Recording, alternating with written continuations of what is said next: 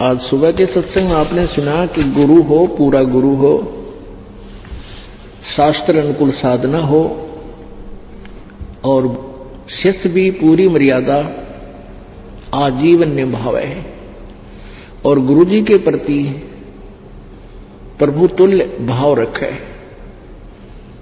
फिर आपका मोक्ष निश्चित है, नो डाउट। लेकिन हम कुछ दिनों के बाद सुखी हो जाते हैं, जिस सुख को हम सुख मानते हैं, क्योंकि ये दयालु भगवान है, कबीर परमेश्वर दयालु परमात्मा है। ये अपने बच्चों के दुख को नहीं देख सकते। कुछ दिनों में आपको बहुत राहत देना शुरू कर देंगे, आपके पापों का नाश करना शुरू कर देंगे, आपके प्रारब्ध रूपी कर्म पाप कर्म के कांटों को निकालना शुरू कर देंगे। कुछ दिनों में आपको कोई आपत्ति नहीं रहेगी अपने जीवन रूपी सफर में, और फिर इस काल का दाव फिर लगेगा, फिर भूल जाता है भगवान को और उसी तरह टेढ़ा मेढ़ा शुरू हो जाता चलना। तो परमात्मा कहते हैं कि इतना सुख भी ना देना मेरे प्रभु। आप ही प्रार्थना करते हमें समझाने के लिए कि इतना सुख मत मांगना मेरे से कि भगवान भूल जाओ। तो प्रथम तो हमने परमात्मा के चरणों में आने के बाद अपना दुख अवश्य रोना होता है कि मुझे ये पीड़ा है, लेकिन अन्य डिमांड नहीं करनी चाहिए। जैसे डॉक्टर के पास हम जाते हैं, उसके पास अंडर ट्रीटमेंट होते हैं, तो डॉक्टर को अपना दुख तो हम बता सकते हैं कि जी यहां पीड़ा है, ऐसा दर्द है, ये तकलीफ है। फिर वो उसको कैसे सेट करता है, कैसे हमें स्वस्थ करता है, ये काम डॉक्टर का है। फिर डॉक्टर के ट्रीटमेंट में बाधक नहीं बने, उसके द्वारा बताए गए परहेज को शुरुआत नहीं करे, तोड़े नहीं, तो फिर वो स्वस्थ हो जाता है। इसी प्रकार ये परमात्मा परमेश्वर कबीर जी का एक हॉस्पिटल है, ये दास उसका नौकर है। इस जन्म मरण के रोग को काटने वाला एक डॉक्टर है। दवाई परमात्मा ने बता रखी है, औषधि मेरे को दे रखी है, ट्रीटमेंट विधि बता रखी है। तो यहां जो भी आपके साथ हो रहा है, घर पे या यहां पर, आपको ये नहीं सोचना चाहिए कि ऐसा क्यों हो गया, ऐसा नहीं हो गया। इसके दो कारण हो सकते हैं। यदि आपको कष्ट रहा है तो गॉड गिवन है, इतना कष्ट चाहिए हमारे को ताकि भगवान की भूल ना पड़े।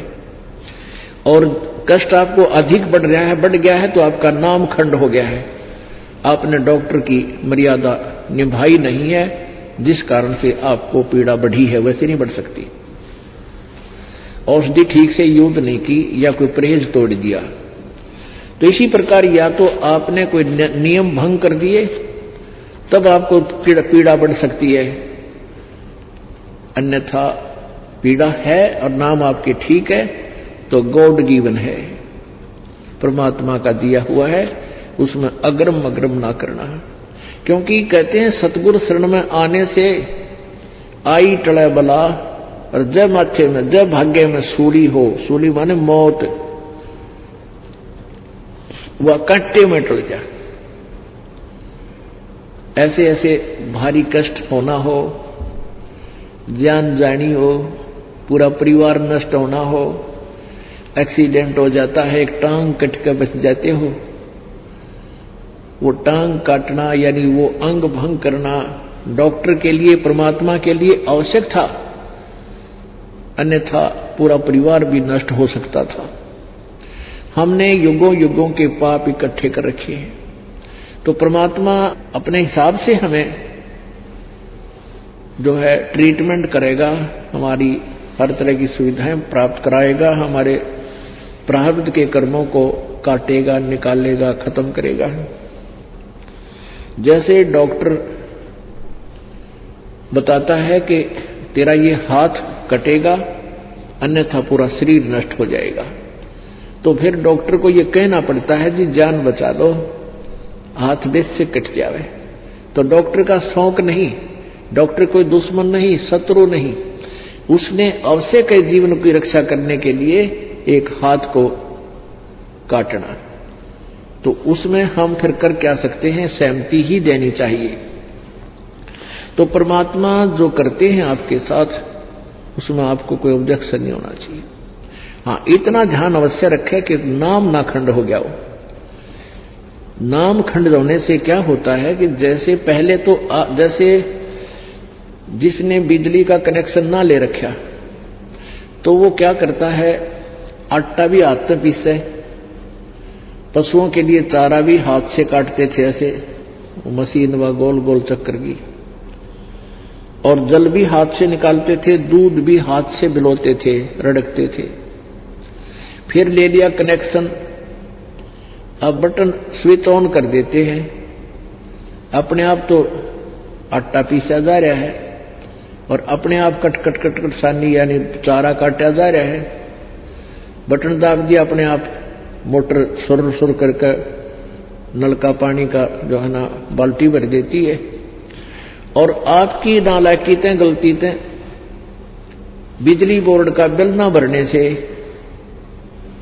आपका कनेक्शन कट जाएगा, या किसी अन्य कारण से आपका कनेक्शन कट गया, तो फिर आपको पावर नहीं आएगी।